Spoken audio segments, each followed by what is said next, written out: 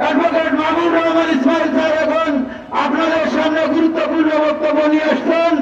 আপনারা পাশে যারা বসে আছেন, দাঁড়িয়ে আছেন, বসে বলেন দুনিয়ার মজদুর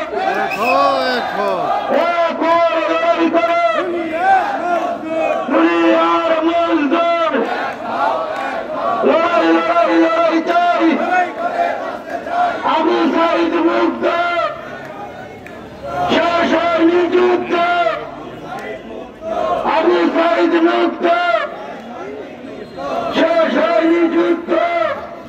এখন আপনাদের সামনে গুরুত্বপূর্ণ বক্তব্য নিয়ে আসবেন বাংলাদেশ টেক্সটাইল গার্মেন্টস শ্রমিক ফেডারেশনের কেন্দ্রীয় প্রেসিডেন্ট প্রখ্যাত শ্রমিক নেতা অ্যাডভোকেট মাহবুব রহমান ইসমাইল। সংগ্রামী সভাপতি, উপস্থিত নেতৃবৃন্দ, জাহাঙ্গীর আলম গুরু, কেন্দ্রীয় কমিটির সাংগঠনিক সম্পাদক, গাজীপুর সভাপতি মোহাম্মদ হারুন, আড়াইহাজার রূপগঞ্জের সভাপতি মোহাম্মদ সুমন এবং মহানগর সভাপতি, মহানগর সাধারণ সম্পাদক রাজীব চৌধুরী এবং এখানে বিসিকের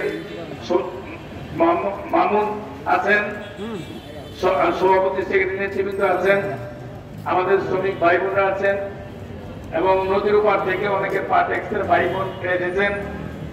যেহেতু যে কোনো সময় ভারী বৃষ্টি হতে পারে, এই কারণে আমাদের সভাটা খুব সংক্ষিপ্ত করতে হবে।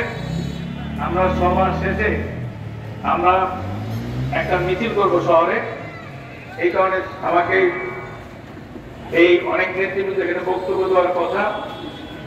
আমি সর্বপ্রথম আমার এই বক্তব্য শুরুতে এই ঠিক আজকের দিন থেকে এখন বাজে 4টা, 2 ঘন্টা আগে, 1 বছর 2 ঘন্টা আগে এই দিনে পৃথিবীর ইতিহাসে বাংলাদেশে একটা ঘটনা ঘটেছে যেটা পৃথিবীর ইতিহাসে কত ঘটে নাই এখন পর্যন্ত।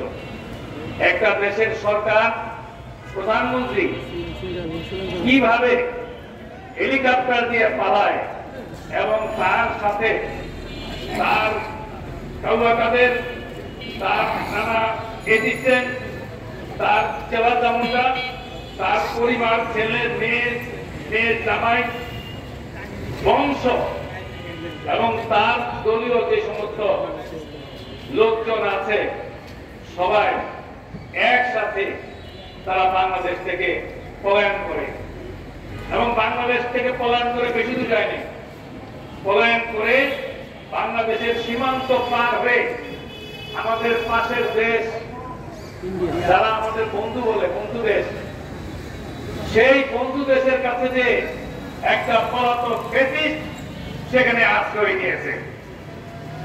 1 বছর আগে আমরা অনেকে বাড়িতে ঘুমাতে পারতাম না।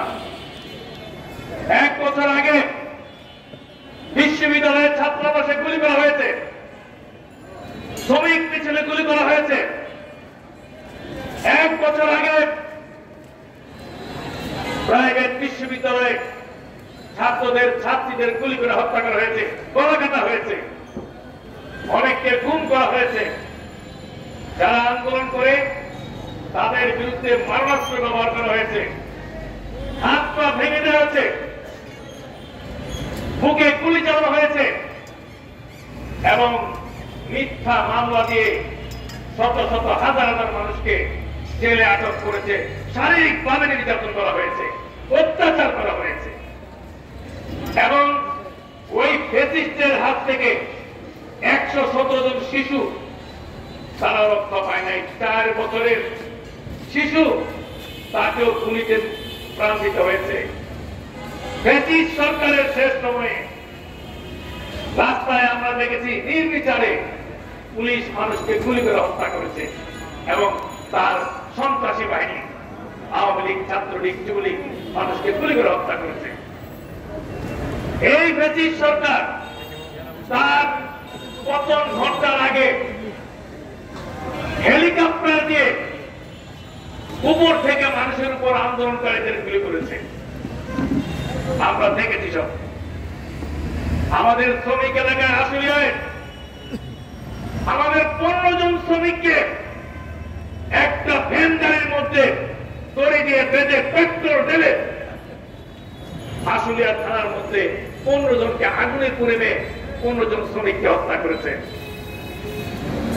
অত্যাচার, নির্যাতন এবং সেনাবাহিনী, পুলিশ, সন্ত্রাসী বাহিনী টাকা, অস্ত্র, সুবিধা জোর দিয়ে একটা জুলুমকারী সরকারদের টিকতে পারা জনতার শক্তি প্রমাণ করেছে 5ই আগস্ট যে জুলুম অত্যাচার বাংলার মাটি মেনে নেয় না, ওদেরকে বাংলাদেশ আমার ওই ফ্যাসিস্ট হাসিনার সময়ে যখন আমরা শ্রমিকদের মজুরির দাবিতে আন্দোলন করলাম, আমরা শ্রমিকরা মজুরি চাইলাম,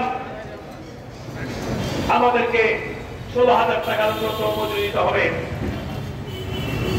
আমাদের শ্রমিক, আমরা চাইলাম মজুরি, আমরা চাইলাম বেতন।